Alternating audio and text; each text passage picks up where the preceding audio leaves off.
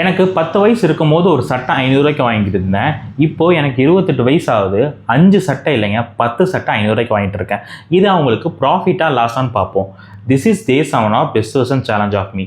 இங்கே பிஸ்னஸ் பண்ணுறவங்க முக்கால்வாசி என்ன பண்ணுறாங்கன்னா, மற்ற காம்படிட்டரை அனலைஸ் பண்ணி அவங்க என்ன ப்ரைஸில் விற்கிறாங்கன்னு சொல்லி அதோட ஒரு ஆவரேஜான ப்ரைஸில் வந்து ஃபிக்ஸ் பண்ணுறாங்க.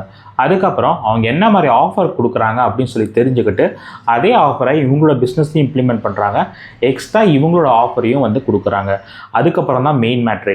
இவங்களோட ப்ரைஸை நம்ம ஆவரேஜ் பண்ணிட்டோம், இதோட நம்ம கம்மியாக கொடுத்தா மக்கள் வருவாங்க அப்படின்னு சொல்லி நினச்சிட்டு இதோட கம்மியான ப்ரைஸில் வந்து கொடுக்குறாங்க. இதனால் நிறைய பேர் வந்து ப்ராடக்ட்டை வாங்குறாங்க அண்ட் ஆல்சோ அவங்க சர்வீஸையும் வாங்குறாங்க. இதனால் அவங்களுக்கு ப்ராஃபிட் கிடையவே கிடையாது, அவங்களுக்கு நஷ்டம்தான். ஏன்னா இது பர்ச்சேஸ் பண்ணுற மூலிமா அவங்களுக்கு அதிகமான ப்ராடக்ட் வந்து சேல்ஸ் ஆகுது, நிறைய கஸ்டமர்ஸ் வராங்க. பட் இது அவங்களால ப்ராஃபிட் பண்ண முடியாது அண்ட் ஆல்சோ ஸ்கேலும் பண்ண முடியாது.